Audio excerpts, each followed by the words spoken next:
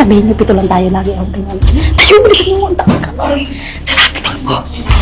Magsisiksikan sila parang sardinas dito. Parang City Jail Net po. Para sila nasa purgatorio.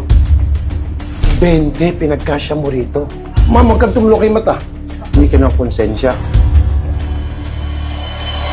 Dahil po sa sunod-sunod na reklamo mula sa ating mga OFW na papunta na ng kanilang deployment, especially mga nasa probinsya, sila mag-stay muna dito sa Manila sa isang tinatawag na accommodation na provided ng agency.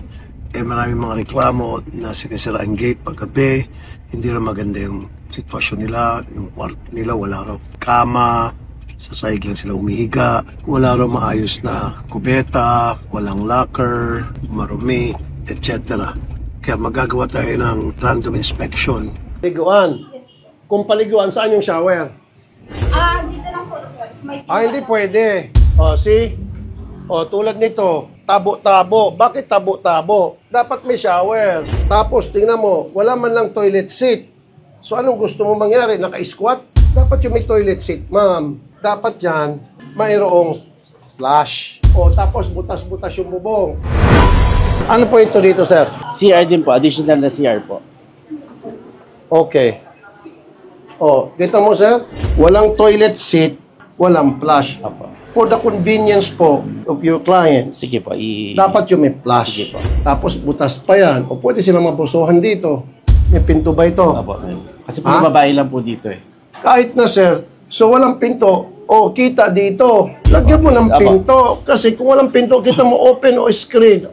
Paano kung may mga may teleskopyo doon? Matiteleskopyo sila habang naliligo dito. 10, 17, 18, 19, 20. Sa ngayon nga, mga kapatid, pinagpapawisan na ako, nainitan ako. Just imagine, magsisiksikan sila parang sardinas dito. Parang City Jail Net po.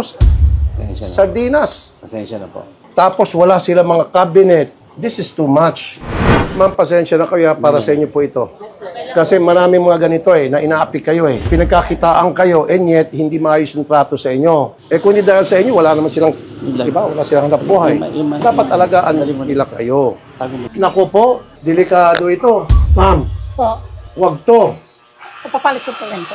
Pag-aakyat ka rito, gagapang ka. Paano kung madilim mo, sus, delikado ito. 18.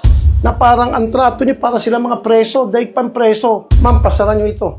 Parang tangkal ng baboy. Sorry Hindi to accommodation para sa mga OFWs natin na